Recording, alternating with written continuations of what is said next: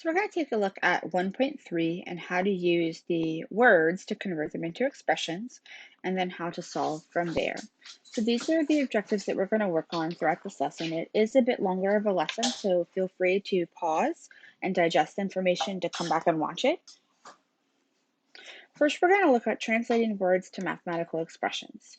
So there are some keywords that I've highlighted in bold here that will tell you when to do the different operations. So a sum would be addition. A number more than is addition. So all of these bold words indicate addition. Conversely, all of these bolded words indicate subtraction. It's a good idea for you to go ahead and copy these down onto a sheet of paper to reference as you work the problems in the math lab. These words would correlate to multiplication, and they can tell you when to use multiplication, while these words correlate to division. So I would suggest having 4 sheets of paper, and as you work through the word problems until you're comfortable referencing those 4 sheets of paper to know which ones are going to be multiplication, division, addition, or subtraction. Now we're going to write equations from information that's given in a problem. If I want to translate a verbal sentence into an equation using x as the variable, I'm going to use something like the sum of a number and 6. So we're representing the value of x with a number. Notice I didn't say the sum of x. They may not always say x. They might say a number. So a number would stand for x. I know sum of is addition, and it is 28. The key word is typically means that it's an equation, and so that equates to an equal sign. Whereas here, when we have the product of a number and 7, is twice the number, meaning 2x plus 12. So notice, again, we have that vague terminology of a number and twice the number. So those are what's indicating to me to use an x value. Then we have the quotient of a number. Again, a number indicates x, and then twice the number is 7. So twice the number, 2x. Now let's look at distinguishing between simplifying an expression and solving an equation. When I'm looking at an expression, it's just a phrase, whereas an equation has an equality symbol. So an equation will have a solution of a number or a series of numbers, whereas an expression is going to simplify but still have variables in it. So if I decide to look at these and decide if they're an expression or an equation, the key differentiating factor is that equal sign. So in A, I have an equal sign, so it's an equation. Then I can solve it by distributing the 3 to the x and the 2, dividing both sides by 2 to get my solution, and there's one solution. Here, I don't have an equal sign, so I can still distribute that 3 to simplify the expression, but I'm not really able to get a number. I'm just able to simplify it, and when I say simplify, I want one term with a variable, if you only have one variable, and plus or minus a number. So we've combined all like terms, we've taken care of the parentheses with distribution, we've done everything we can to make this simple. Now let's use those 6 steps in solving an applied problem. So when I'm solving an applied problem, it's a word problem, or it's a problem that represents a situation. You want to read it carefully. So a lot of students want to jump in and solve it when they first look at it. Don't. The first step is going to simply be to read the problem and digest what it's asking you. And that can be hard to do at first because you're trained to start looking at numbers. I want you just to read it and digest it. Once you've read it and digested it, I want you to assign a variable to the unknown value. So whatever we're looking for, you're going to make a variable. Then, if you find it helpful, and only if you find it helpful, you might choose to make a sketch or a rough diagram, or even list out a table with x is this, or it's 2 miles, it's 20 miles per hour, any of those type of things. Then you have to write an equation that relates the unknown amount to the given amounts. You're going to solve the equation, and then you're going to clearly state your answer. Then you can check your work. Again, when you're taking the test, I really encourage you to check your work because that is a graded assessment. So let's look at one with perimeter. The length of a rectangle is 5 centimeters more, keyword, than its width. The perimeter is 5 times the width. What are the dimensions of the rectangle? So I'm going to read the problem. I just read it. So I know I'm finding perimeter, and I have the length and the width of the rectangle, or loosely I know that the length is 5 centimeters more than the width. So I'm going to assign a variable. I'm going to let W be the width. You could choose any letter here, so that W plus 5 is the length. And then I'm going to make a rough sketch. It really does help me to make a sketch. I find that very helpful. I'm going to write an equation. Well, they told me the length and the width in terms of W and W plus 5. The perimeter is adding all 4 sides of the rectangle. That might be something you've forgotten. So I would take and I would say W plus 5 plus W plus W plus 5 plus W. Another way of doing that is 2 times the length plus 2 times the width. So I'm going to substitute, I know my length is W plus 5. I know my width is W. I'm going to distribute my terms.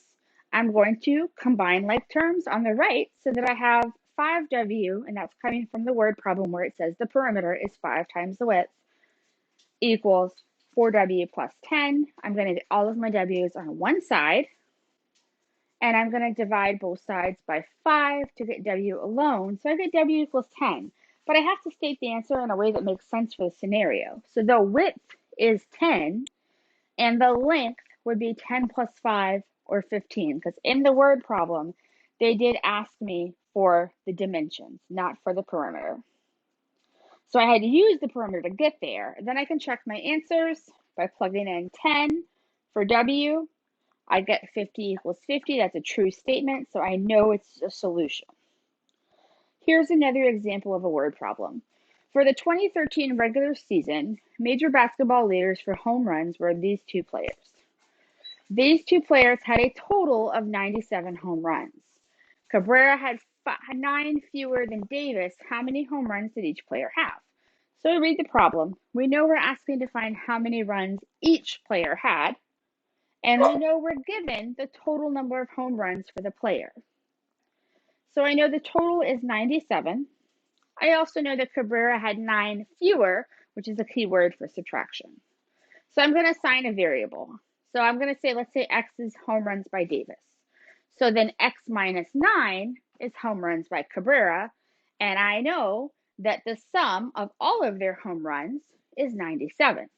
So I'm going to combine my like terms. I'm going to move that 9 over to the other side. I'm going to divide both sides by 2. So then I get X is 53. Now remember, X is the home runs by Davis, but it's not the ones by Cabrera, so I only have half the answer here. I still have to take and do that X minus 9 so that he gets 44. And then I'm going to check my answer by plugging the X into the equation that I set up, and I'm going to make sure that they add up to be 97. So the key with the word problems is reading it, digesting it. Then the real key is looking for those keywords to write them as an equation. That's often the hardest part, is writing it as an equation. Let's look at solving percent problems. Here, I have Medicaid spending. I'm told there's an increase of 4.8% over 2011. What was the approximate spending?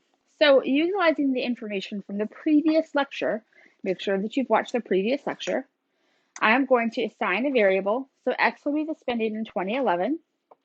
And I'm going to have 0.048 because 4.8% as a decimal would be 0.48x, and that's going to represent the increase in expenditures. So I'm going to write an equation. I'm going to have some amount of spending that I started off with. Then I spent 4.8% more, which we're going to represent that as the 0.048x equals that amount. I combine my like terms. I divide both sides by 1.048, and I get that X is 546.3. You also kind of want to ask yourself here, is that reasonable? So if I got something like 250, I would know there's no way 250 is just a decrease of 4.8%. So making sure that you are correct is going to be really important. Solving investment problems, this is a very small section in the lab.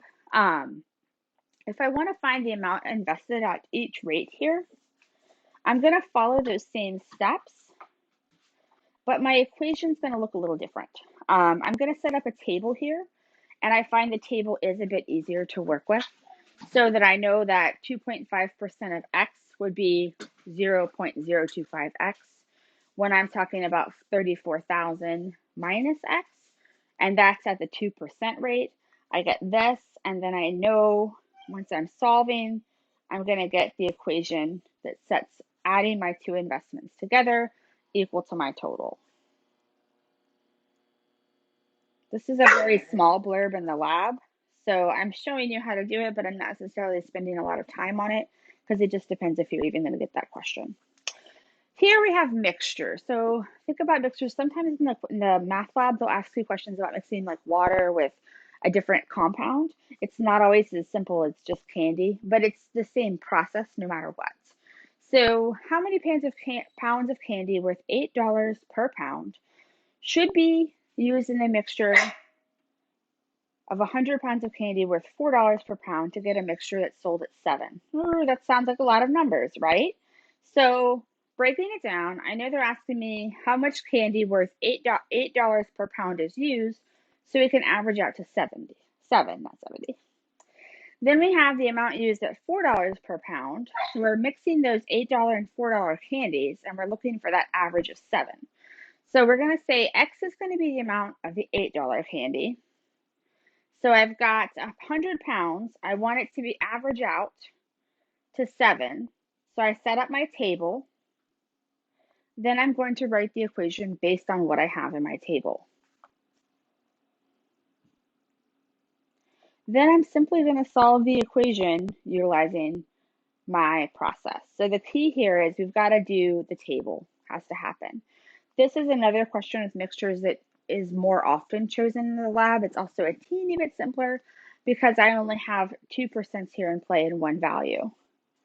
So I'm looking at the amount of pure water to be added so that I get the mixture percentage that I want. I'm going to assign a variable. So X is going to be the number of liters of pure water. And I'm going to create my table using those percents. So I've got the number of liters, I have the percents, I have my statements, and I'm going to write and solve my equation. I'm getting my equation from what's happening in the table, and I'm going to solve it like normal. And then I'm going to state my answer as well as check my answer. So those last 3 sections are just word problems you might possibly see pop up in the assignment. They're not definitely in there, but it's there in case you need it. You might need to go back and watch those 3 problems and pause them as you're going through the homework and you're looking at those or the practice test.